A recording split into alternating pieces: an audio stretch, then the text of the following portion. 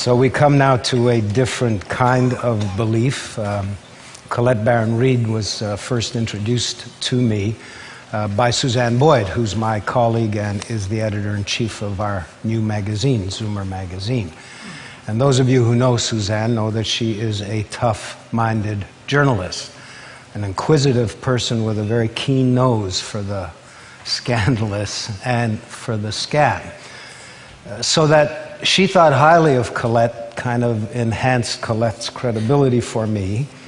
And a couple of weeks ago, I witnessed as Colette addressed, a crowd about double this size of people who came also clearly with a high level of belief in her ability to intuit important and personal information about their life, which might also help them navigate through various problems.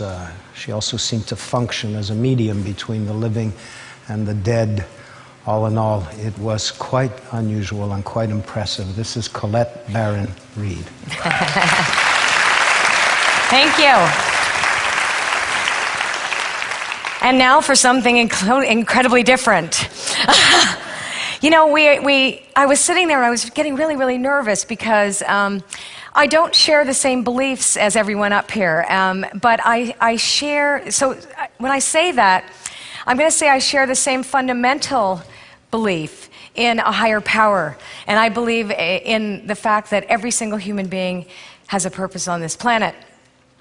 But I don't have the same religious beliefs, and I think it's important for me to tell you a little bit about why I'm up here and what I believe in and my spiritual journey, because I do believe we all have a story, and I'm hoping some of you will identify with this. I, too, was imprinted upon by my parents, and my first experience of that, though, was very unique because it came in a dream. I'm from Toronto, by the way, so this is particularly amazing that I'm standing here in Toronto doing this. I live in Sedona, Arizona now. But anyway, back to my dream. I dreamt a recurring dream between the ages of 3 and 5, and it really relates to my spirituality because it was something that imprinted in me a very frightening image.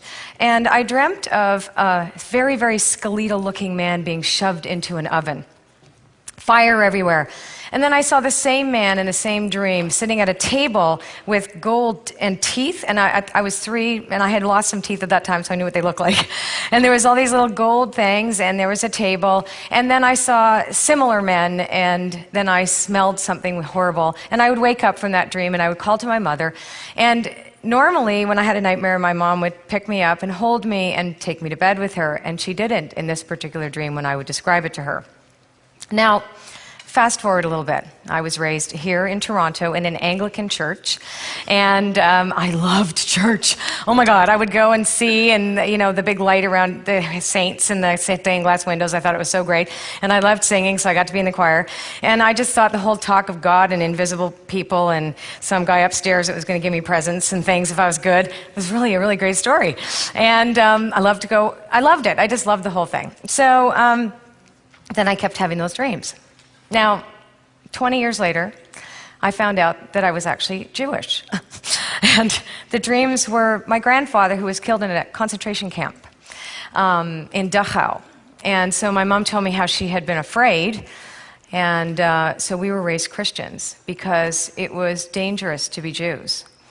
So I had a really conflicted feeling about religion, but I wanted God my whole life. I wanted to know that there was a God or that there was a power greater than me. I believed in that.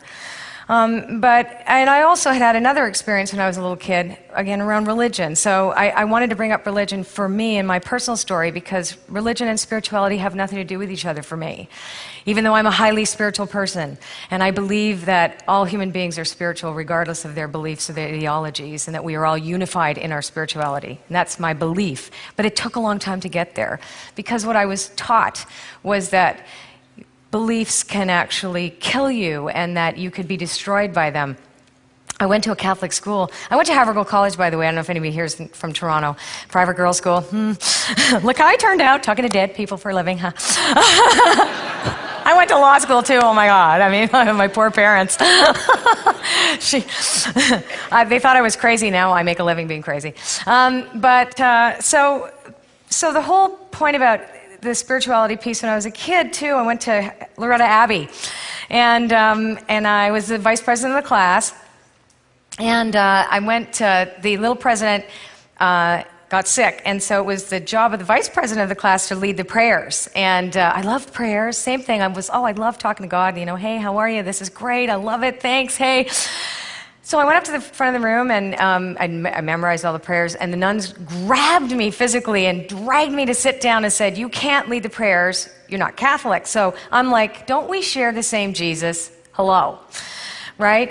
But because I wasn't Christian enough, I couldn't participate in that. So my yearning and longing and desire for this connection was not, I didn't have the opportunity to be raised in such a great family where everything was exactly secure, etc. So my concept of spirituality and God had to come somewhere else. It had to for me. It didn't come from there. Now, I was very fortunate. My father was an intellectual man who raised us learning all about Aristotle and Plato, and he had a huge library of myths and legends and all about different spiritual traditions. So I'm kind of like today I think I would call myself a pagan Buddhist smushed up with some animism and and a little Christianity, because I do like Christ consciousness, but the rest of it, no. So for me, I came to this place where I had to find that, and yet I couldn't. I still couldn't. And why couldn't I? Because I had something else going on for me. And I had experiences where I connected too much to people, and I didn't know why I knew things about them since I was a kid. And that disturbed me, and I couldn't share it with people because it was weird. and I would tell a little girl in the lunchroom something that I thought she just said to me, and she'd say, "Why did you say that?" And I'm going, "Didn't you just say that?" And she goes, "No, I was thinking it." So it was very disturbing for me growing up with this psychic ability that I had to spontaneously know things about people, and that made me feel more and more confused. So I had to find a place for me. Where did that relate to spirituality? What about me? And yet again, it was something, don't tell anyone, even though my father had a tradition, and he came from an understanding of psychic phenomena and spiritualism and all those types of things that I later on understood. So I reacted by taking drugs and drinking. So my path to spirituality came through a lot of pain. 19, I was gang raped, and I really believe that moment was when my spiritual journey really began. Because I left my body, and I hung up in the corner of a room, and so all those psychic gifts, etc., culminated. This intuitive gift of being able to see people from a different perspective happened to me in that moment, in that horrific set of circumstances where I was up there and they were down there. And I remember distinctly knowing the suffering that these men had gone through throughout their life to have brought them to a place where they could actually do something that they were doing. And now I'd love to be able to say to you that I just forgave everything and became a saint, and everything after that was just fine and dandy and great, and I became spiritual, and that's not what happened at all. I carried on with my life after that, a victim. So I had the Holocaust survivor victim consciousness. I had the absolute victim consciousness. My mother then shared with me she was raped by Russian soldiers the same month and year that I was at the same age when I was in the hospital. So I had all this victim consciousness, and then I thought God didn't love me at all, and there was no God, and that it was just a lie. And then at age of 27, I won't bore you with all the details in between, I got clean and sober, and I had my first spiritual experience, and it was with a tree. And I was in the Gene Tweed Treatment Center here in Toronto, and I had not slept or bathed for a week. I had been in a drug dealer's basement, and I had gone up the stairs, and I was hearing voices, and at that point I figured, well, I'm just nuts and crazy, and not knowing that there was some context that I could actually be useful in service to the rest of the world. So in that treatment center, I went for a walk, and I didn't know that I would be ever able to live with a dignity, without shame in my own skin, cared for by any God whatsoever, because I was dirty, and that's the way it was. And I remember going for a walk in my spiky-heeled boots with blue hair. I must say, I was quite festive. And gotta love it. And my boot got stuck in the mud. And I remember staring at a tree. It had been a week since the compulsion to drink and use drugs had been lifted. That was unheard of. And I looked at this tree and I thought, something made the tree. Who made this? There had to have been something. It wasn't just science. There was something alive. It wasn't just molecules and pieces and things, that built this tree. There was something living in the tree. And I thought, something that made that tree is keeping me clean and sober. And it was that simple how my spirituality started to begin. And then I went on a journey of forgiveness. There was no amnesty. There was no saying I'm sorry by these men. None of those things. I didn't fight. I was terrified. I couldn't go to the police. None of that stuff. I had to do that in here. In the past 22 years, I have read over 50,000 people individually. I have clients in 29 countries. I know that all human beings are alike. We want the same things. We want to be loved. We don't want to be afraid. We don't want to hurt anybody usually. Unless unless this is something that you do. But bottom line is people want to be happy. It doesn't matter what culture you come from. I could be beheaded in Saudi Arabia for doing what I do for a living today. But I have Saudi Arabian clients that call me, don't tell. Some of you are my clients in here, and because I have, a don't tell policy, I wouldn't tell. But the fact is that people seek me out with this unusual gift that came to me as a result of some really horrible things. And because of forgiveness, which I believe is the basis of spirituality. And that spirituality is a behavior. And that behavior is all about, the bottom line, it's love. You either have fear or you have love. And for all these people that I have read, from all walks of life, this is what I've concluded. What I do as an intuitive also tells me something very, very important.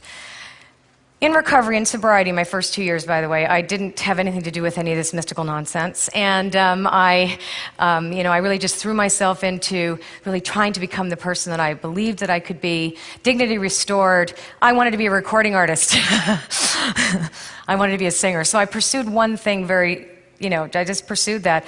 And in the interim, I had a job, and I worked as a massage therapist. And when I put my hands on this woman's back, and I will never forget this as long as I live, because I wanted nothing to do with all of this, nothing. I wanted to be something else. Put my hands on this woman's back, and I heard a voice. And his name was Steve. And he said, "Tell my daughter I am sorry." And I got a picture of her being abused when she was 8 years old. Oh, I'm going to cry. And don't do this if this happens to you and you're a body worker. Don't ever just blurt this out to somebody. That's not a good idea. But anyway, I just said, you were abused when you were 8. Is this correct? And you're carrying all this tension in the bottom of your back. And is it true? And your dad was named Steve, and he really begs for your forgiveness. Well, this woman jumped off the table. Hello. And very quickly, I didn't get very many clients after that from the massage because she told all her friends. And that's actually how Suzanne came to me, to know me many years ago. And it was like, so my career as an intuitive began, and it was all about forgiveness. It's always about forgiveness. And I'm the most skeptical person on the planet. I never wanted to do this for a living. I so wanted to be a recording artist, and I even got the record deal with EMI Music Canada. And I have 2 CDs out, but I was 42, and I was a little old, and I didn't want to be skinny, so whatever. And I go to bed at 9 o'clock now, okay? So I told them how old I was after I signed the papers, by the way. Oh, by the way, guess how old I am? Anyway. But that's got nothing to do with this. What it does have to do with is the fact that through my intuition, it's not what I can do, it's not that we don't die, it's that we're connected. That when I demonstrate my abilities and when this happens to me, when I put my hands on somebody's back and I know these things about them, and I know someone on the other side is dying for their forgiveness or wanting them to not act in this victim consciousness anymore, that is some kind of God. I don't believe in an old man in the sky. I don't believe in anything like that. That's my choice. I totally understand that other people do. That's just not what God is for me. God is love, and God loves through forgiveness. And we are the ones that must steward that. We have to act that. That's not something that's a concept, and you can't find it in a book. You have to do it. And so when I do this, That was the other thing. I thought, well, what about the soul? Everybody talked about the soul when I was in church, and Jews have souls and Hindus don't, and I mean, everybody has opinions about who has one and who doesn't have one, right? So I just think everybody has one. But I also don't believe that the soul is contained inside the body at all. I believe that the soul is much larger than the body. I believe that we steward, that soul that never dies takes us, grows with us, evolves with us, and as we drop, that's still there. It's not that we die and then something goes poof like in Ghost, like, boom, there he goes, up there or down there. We don't live in a hamburger universe either. I don't believe in heaven up there and hell down there and somewhere in between. We're like happening or not, right? It isn't about that. I really don't believe that. I believe that there is eternity and that we have a choice. Somebody said that yesterday, one of the speakers talked about, being one, not one or the other, not being black or white, that we are a combination of a number of things. This is the 11th year that the ideacity has existed. And Moses could never have picked this number to have me come here because in spiritual numerology, the number 11 is the master intuitive. And it represents two pillars, that we live between two pillars. One, I create my own reality, which is the human will. And two, I live life on life's terms, or I live life according to the will of the divine. So somewhere in between that, we make our lives. We make our choices. I've built my reputation on predictive accuracy, so I do talk to people about their futures, but I also believe we have a choice about that future. That's just an image, that right here and now is the future, and that we are a product of our past, and that we have opportunities now more than ever to change that and to change the direction that we're in. I also believe, too, that spirit lives everywhere, not just in human beings. Spirit's in my dog. When my dog looks at me in the morning and with his smelly breath, to me that's God, and I look at that love that goes between me and a living thing, and how I treat that living thing, and that's God to me. So spirituality, as I said, comes in something that is an action, and it isn't contained, for me, in an ideology.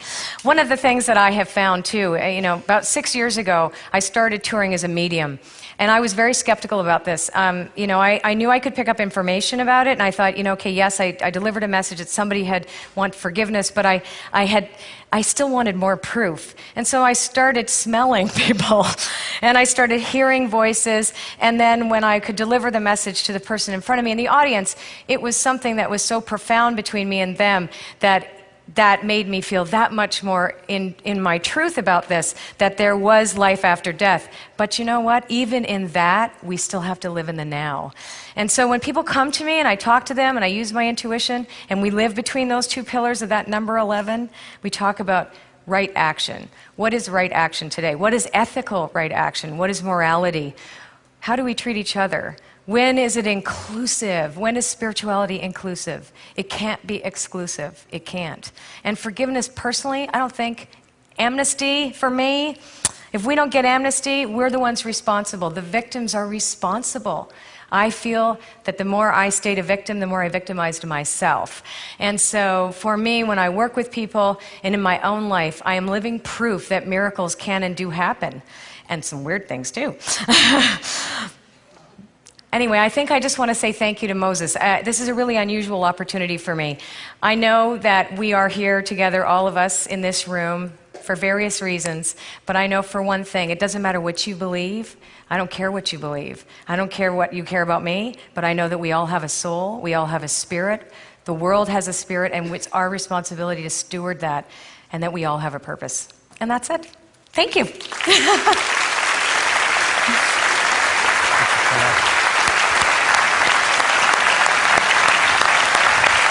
I had no idea what I was going to say.